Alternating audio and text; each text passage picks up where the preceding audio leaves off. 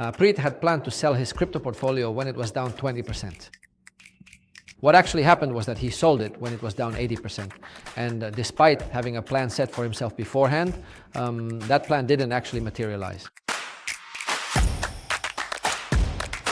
A few years ago, I spoke with an acquaintance who is an investor, and he said that he lost 50,000 euros on his crypto investments. Despite being a diligent entrepreneur and having various risk management plans in his businesses, for some reason, these didn't work when it came to investing. When crypto had dropped by 20%, he thought, okay, this is just a temporary dip. It will definitely pass soon. When it was down 40%, he thought that it would be foolish to sell now since he had already lost so much. When it had dropped 60%, he thought, okay, I'll wait a little longer. Maybe at least half of it will come back and then I'll cash out. And when it was down 80%, he thought, okay, now I definitely need to sell, otherwise I'll lose everything. Despite having a very clear plan, it was very hard to stick to that plan because emotions came into play.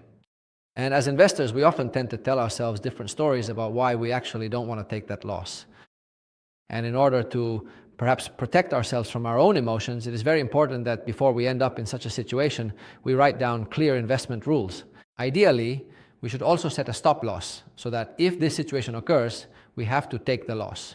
And often what happens is that if we don't take that loss and we get emotionally caught up in hope, then in the end we lose much more.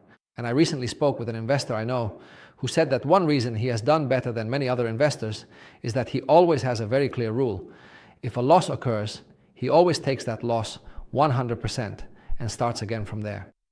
And at the same time, while other investors are, so to speak, waiting and hoping, their losses keep growing bigger and bigger as a result.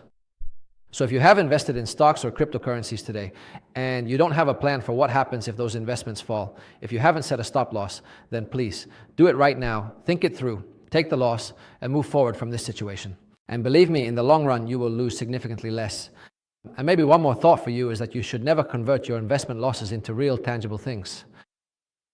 When we're talking about small numbers, it might be a bit easier to do.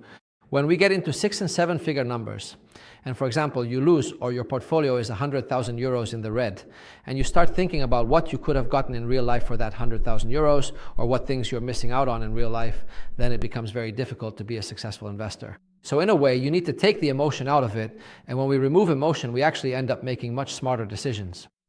And don't measure it in terms of real things. It will be psychologically much easier for you to deal with investments because, as we know, markets fluctuate. Sometimes they go up and sometimes they come down. And you really just have to look at it as a long-term financial investment.